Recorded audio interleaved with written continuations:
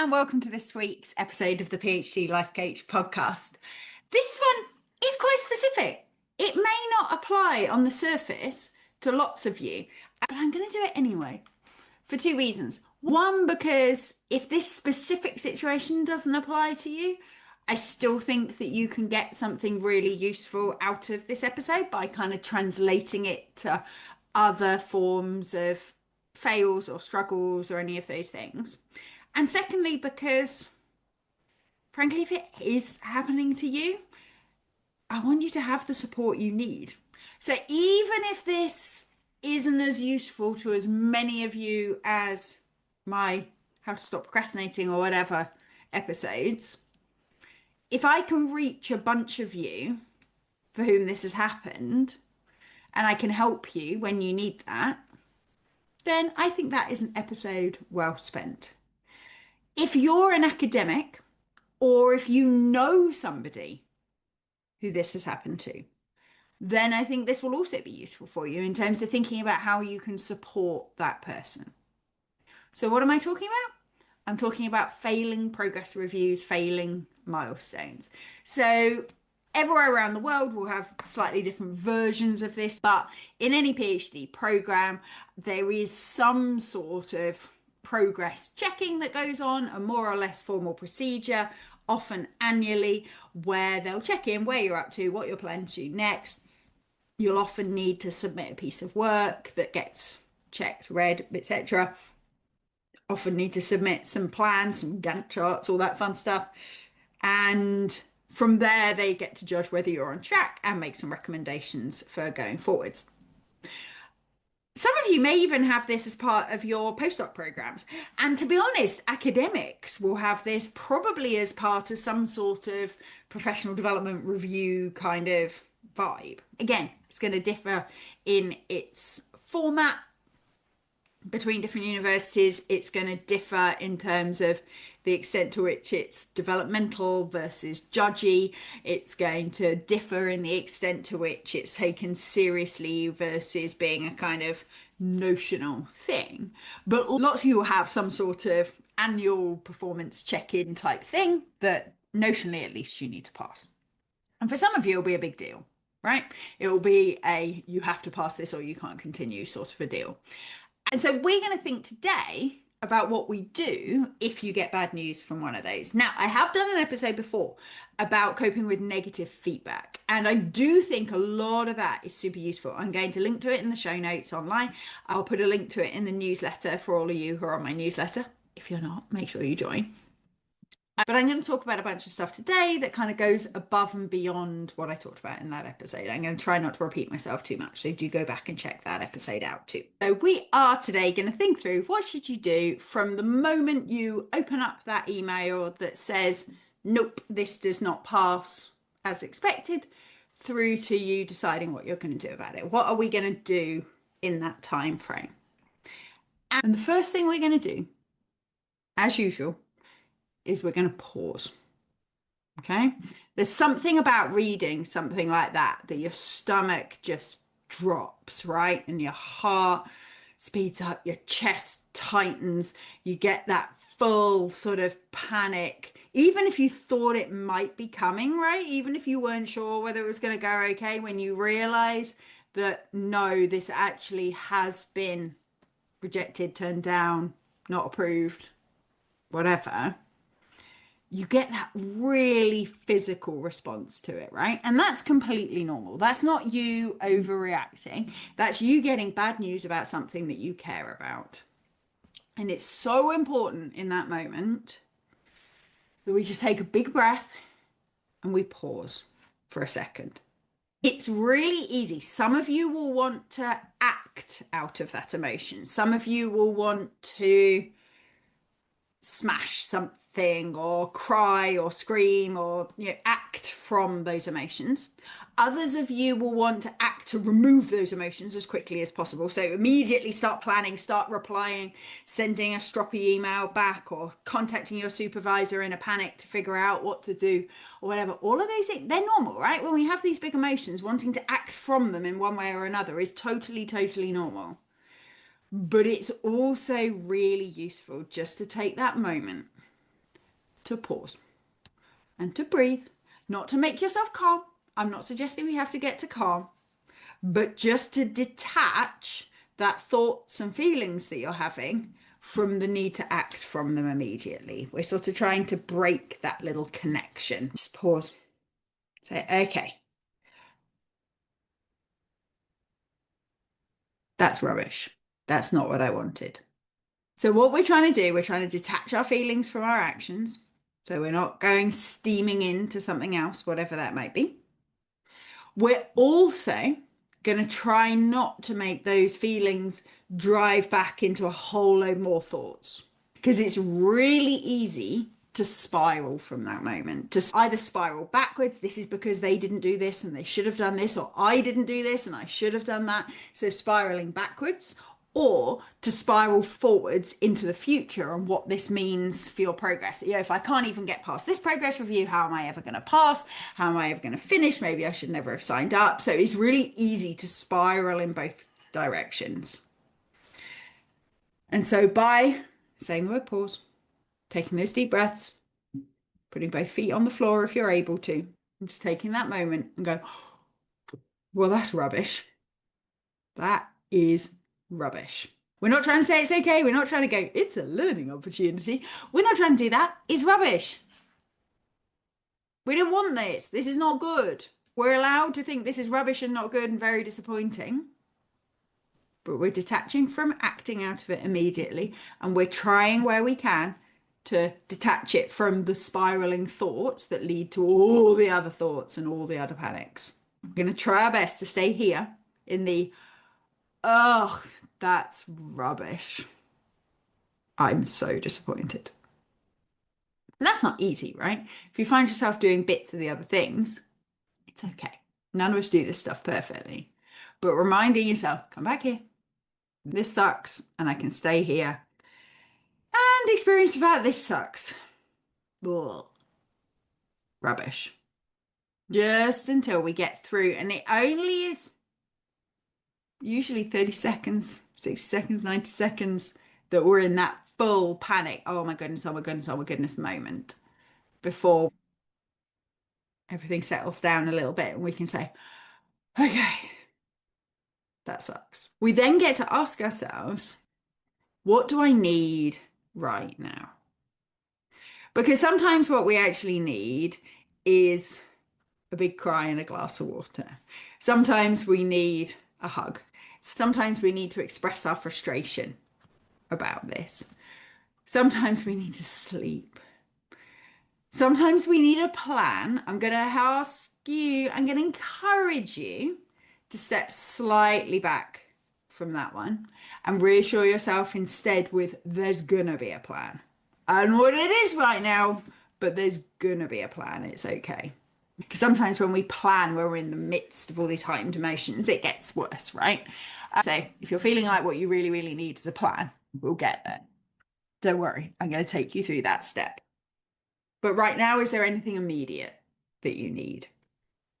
We're going to try and meet that need of us as a human being before we try and address any of these things. And you might say, I don't have time.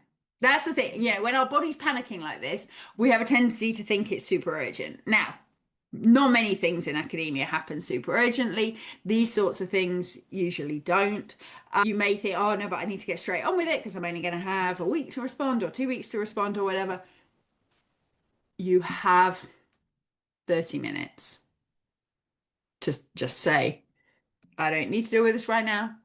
I'm going to look after myself as a person, human being first. So if you hear yourself getting time urgent about it, say, okay, we're talking 30 minutes. Let's take 30 minutes to meet our kind of basic needs for care or love or rest or fuel or water or whatever it might be. And then we will make a plan. And during that time, in fact, during the whole time, I want you to be reminding yourself this doesn't have to mean anything about you as a person. This doesn't have to mean anything about your PhD or whatever stage you're at. It doesn't have to mean anything about your future prospects. This is a hurdle. It's a hurdle that we hoped we would just clear and not have to clatter, but it's a hurdle. And it doesn't have to mean anything about where we go in future or how successful things will be in the future. It's a hurdle for us to get over. So I want you to reassure yourself, because it's super easy to make this mean something about yourself, about whether you fit, especially if you had worries about that anyway, right? If you were feeling a little bit of an imposter and things before, or maybe you've seen other people pass their progress reviews and you haven't, and that reinforces this sense that you don't fit or whatever, is really, really easy. And I'm not saying that reassuring yourself will just make that go away. Obviously, it won't. But we can still remind ourselves, right? We can still, from our cognitive conscious side, remind ourselves, this doesn't have to mean anything about me. It doesn't have to mean anything about my prospects in my PhD. This is a hurdle we need to figure out how we get past. Next up, once we've had that little bit of time, I mean, by the way, I said 30 minutes. I don't mean that's like a limit, and after 30 minutes you have to start acting on this. I mean that mostly for those of you who are saying, oh, I don't have any time at all, I need to get straight on. Say, if you want to take longer than that, take longer than that. Happy days, right? If you need to take a few days to kind of chill and get this into your mind and process it, let's go. Unless you've got some specific follow-up, something, which sometimes you might have, right? You might get the report and then you've got a meeting coming up where you've got to go through it in person, for example. That can happen. But unless you've got something time urgent like that, I'm not saying you have to move on in 30 minutes. I'm just saying everyone's got 30 minutes. So when we feel like, okay, whew, this is still stinging, this still hurts, but I'm ready, I've taken my breath, I'm ready to start thinking about what's next, we are going into investigate mode. This is not investigate who to blame, investigate what I did wrong, any of those things. It's investigate what information do I have access to, what does it mean, and what options have I got? We're going to figure this all out. First question I want you to ask is, what is the process from here? So they've sent you this email, or they've told you in a meeting or whatever it is that you failed this milestone. What is the process? What is your opportunity for retrieval?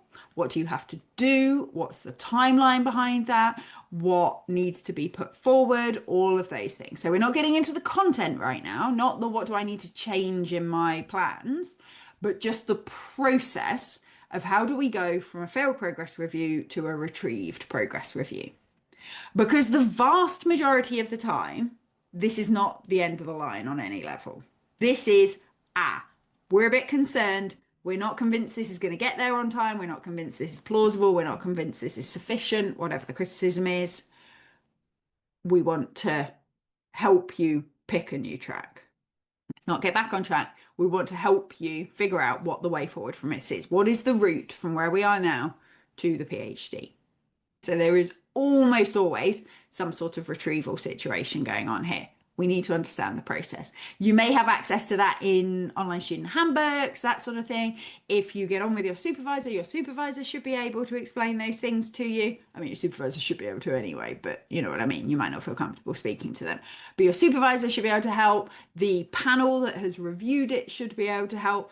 Ideally, in sensible universities, that information will be in the email, so you can go back to the email. I know you probably had a bit of a discussed response to it and don't want to go back to it, but there should be a bunch of information in the email as well about what happens next. We're going to go back, we're going to look at those.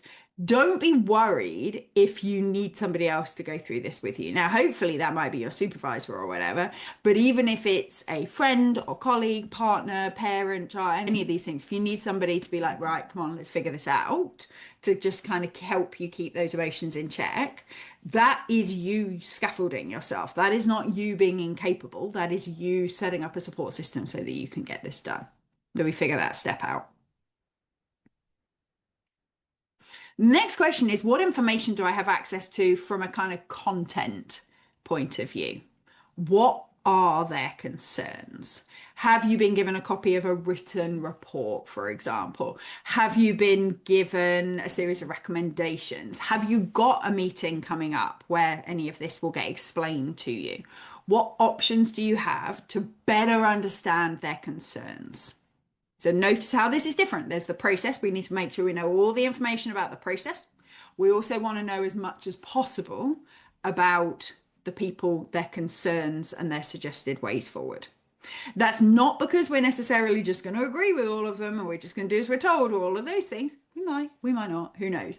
But we want to get as much information together about that as we can. From that, we want to then be trying to analyze what's the scale of the issue here.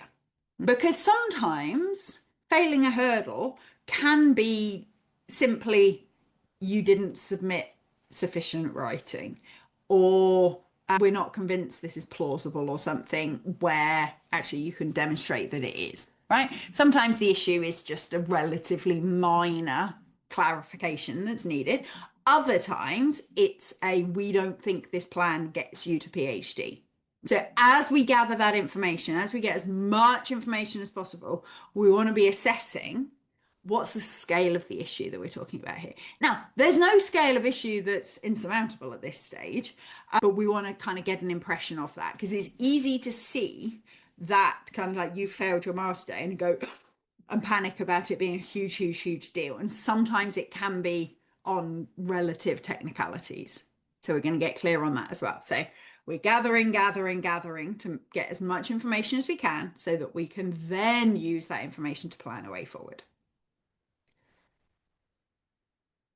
This is also a moment for you to reflect in a little bit. Your opinion here is super, super important. This is not that they just tell you that's not going to work, you need to do this, and you do what you're told. This is you get to evaluate their concerns and you come up with a plan that is your plan. So your opinion here is central.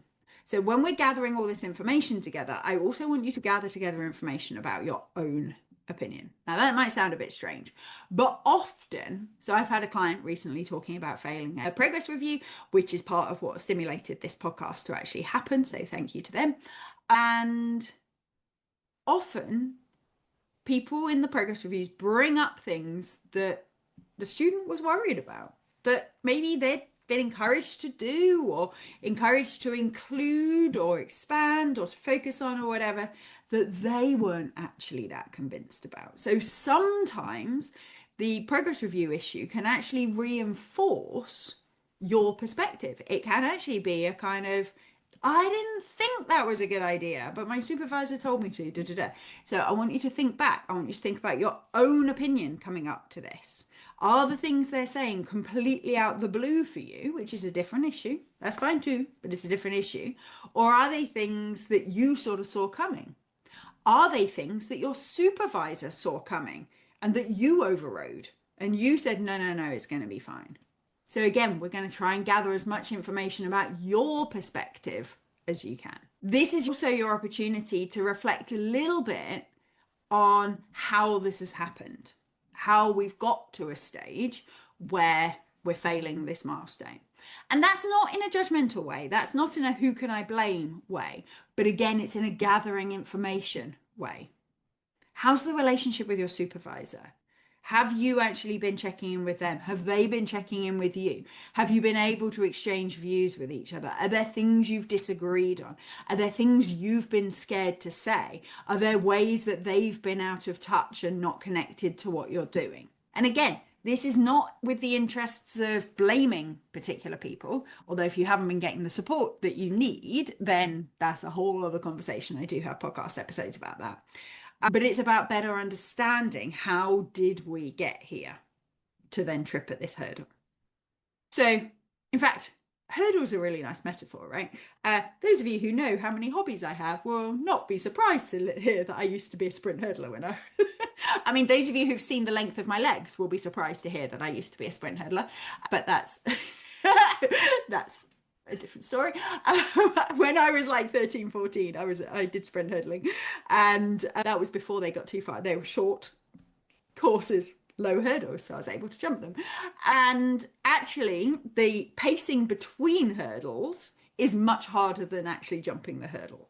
If you hit a hurdle in a hurdle race, you have usually messed up your pacing in between rather than actually failing on that hurdle. So I want you to think, taking that tenuous analogy, I want you to think what has happened between the last hurdle and this hurdle that means that when I tried to jump it, it didn't work? What's happened from your side, from your supervisor's side, from any other side that's useful to know? Have there been things going on in your life that have made this difficult that you haven't talked to the university about, or that the university haven't adequately supported you through? Are there things that have made the research a lot more complex than you'd anticipated? Access to people, access to archives, working laboratory equipment, all those sorts of things. What has happened in those in-between places that meant that you weren't ready to jump this hurdle and that you clattered it instead? The other thing I want you to check in with, and I toyed with myself about whether I was going to include this or not. And I'm going to, because I think it's important. I think it's important it's on the table. But I also want to remind you that it comes with a big kind of caveat warning attached. And that is, I want you to reflect whether you want to do your PhD or not. The reason it comes with a big caveat warning signal is because there is no part of me that thinks that if you failed a milestone or a progress review, you should leave your PhD. Absolutely 100% not. These are hurdles that are designed to check in, designed to give you an early warning system, essentially, if you're not quite on the track that they think will lead you to a successful completion. But they are almost always completely resolvable and are absolutely not a reason to leave. But one of the reasons that people sometimes get to this position is where they don't actually want to be doing it anymore, and they haven't taken a moment to actually acknowledge that.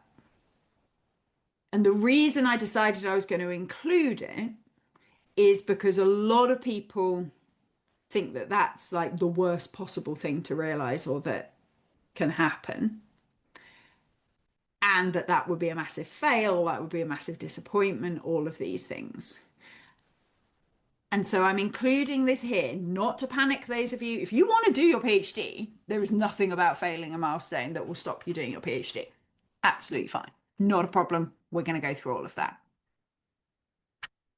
But if you don't want to do it anymore, you don't have to. You might feel like you have to. And if you choose that I don't want to, but I do have to, you can choose that, right? It's often best just to acknowledge that to ourselves, that I'm choosing to do something I don't particularly want to do, but I like my reasons, so I'm going to do it. But it can also just be okay to leave your PhD. Okay? So just take a moment. Say, is the reason that this isn't where I wanted it to be because I don't actually want to be doing it? I've changed, my situation's changed. The reasons that I started doing it have changed. Because if that's it, you don't have to. You don't have to. But if you do want to, then we get to make a plan. If you don't want to, we get to make a plan too. We're just different plans. The final thing before we get to the plans, though, is when you start thinking through how did we get here, you might find there's a bunch of stuff you're unhappy about. Often, when people fail milestones, I'm going to say almost always when people fail milestones, it is this a UK phrase? I'm not sure. 6 of one, half a dozen of the other. i.e., it is usually some combination between stuff you've done or not done and stuff your supervisor / university has done or not done. The blame, if we're going to call it blame, is usually shared. Yeah, it's usually a bunch of components coming into it. And that means if you have things where actually you think you haven't received adequate support, where you think that this should have been prevented by people other than you, so better supervision, closer follow-ups, more support, more access to resources, whatever it might be. If you calmly, not in a knee-jerk way, but calmly go, you know what, I think I actually have been let down here. The other thing we get to explore as part of this investigation phase is what you want to do with that information. Do you want to just be aware of it yourself so that you don't have to beat yourself up quite as much? So that you can sort of be aware moving forwards that that support is not really there for you and that that's all you want to do? Is it something that you want to raise with your supervisor? Is it something that you want to raise with your university more widely? And then within that, is it something you want to raise now, or is it something you want to raise in the future? And there's no right answer to this, right? Making complaints about supervisors or universities is not a straightforward thing, and I'm not going to pretend that it is. But it's just reminding you you've got a bunch of options here. When you raise it, how you raise it, to what extent you raise it, whether you raise it. There are a whole load of choices here. And if you're feeling I need to raise it now in order to kind of defend my position, that's totally, totally understandable. And again, there's even choices within that. So most universities will have an informal complaints procedure of some description where you can raise it in your progress meeting, for example, have a discussion about it without it ever being kind of officially recorded or officially followed up or any of those things, all the way through to much more formal processes that come into play later on. So this is just that is outside the scope of this episode for me to be talking in detail about complaints procedures. Maybe I do that in the future.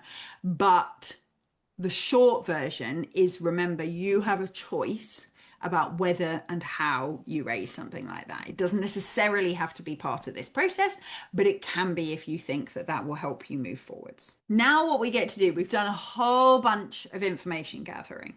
And all the way through this, you want to be asking yourself, what do I need?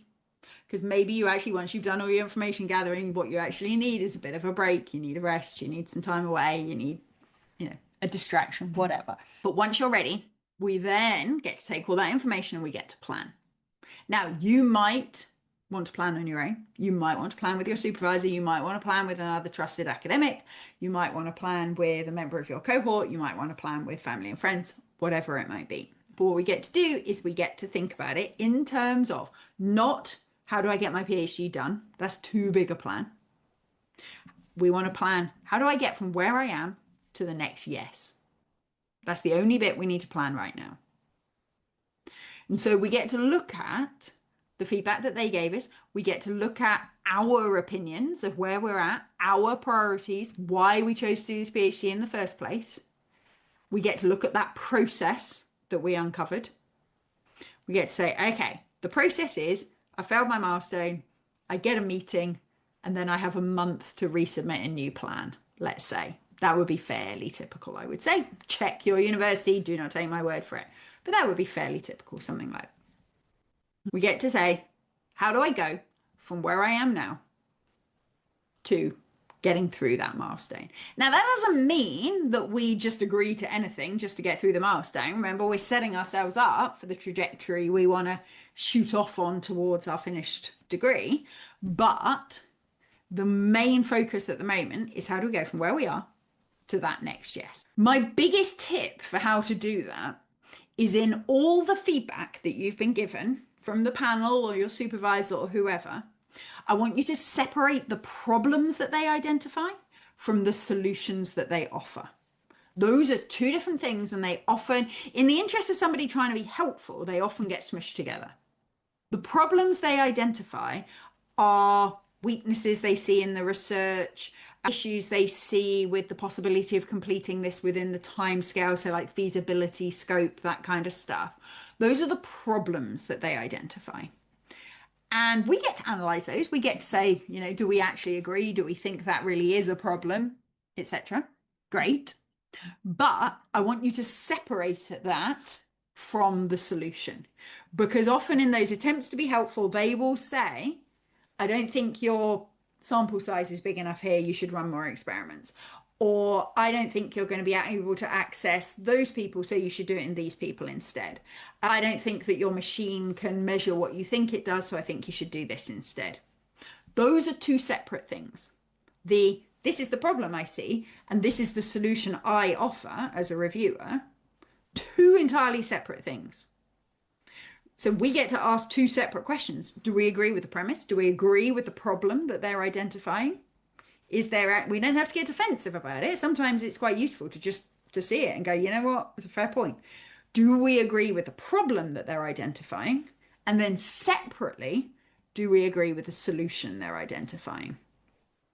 Are there alternative solutions that address that problem? Is that problem there because of some other thing that you don't actually care about? Could you just remove the section, for example? Separate problems from solutions. You do not have to just blindly accept their solution. You probably do have to either defend against or explain how you'll address the problem that they come up with. Remember, you can come up with a different solution that addresses the same problems, and it's useful to make sure that you're kind of considering all of those options. When you're doing this, I want you also to keep your priorities in mind. For some of you, your priority is getting a PhD. For others of you, your priority is something that you specifically care about, a topic that you specifically care about. For some of you, your priority is getting done in a particular time scale. For some of you, your priority is producing a book at the end of it, whatever it might be. Okay?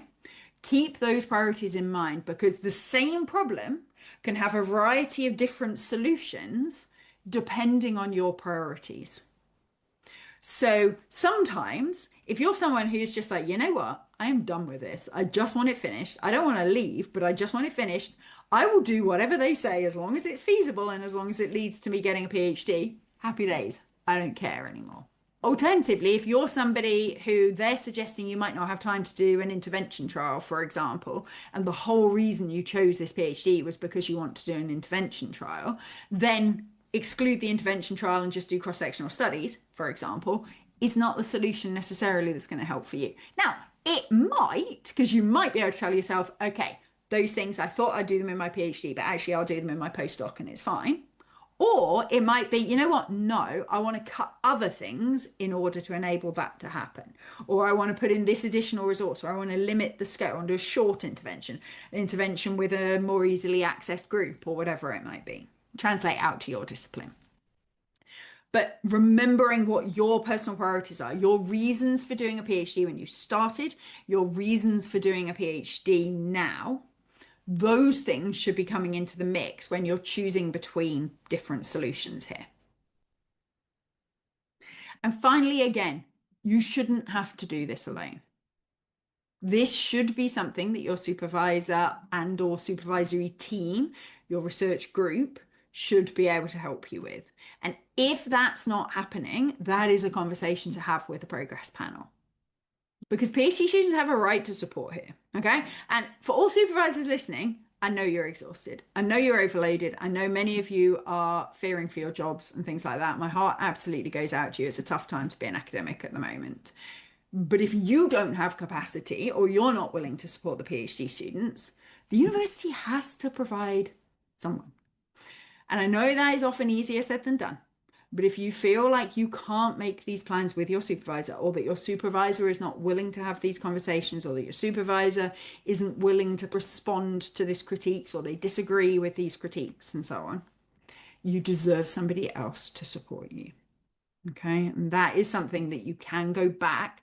It might be your program director, or it might be your head of school. There's different names for it all over the world.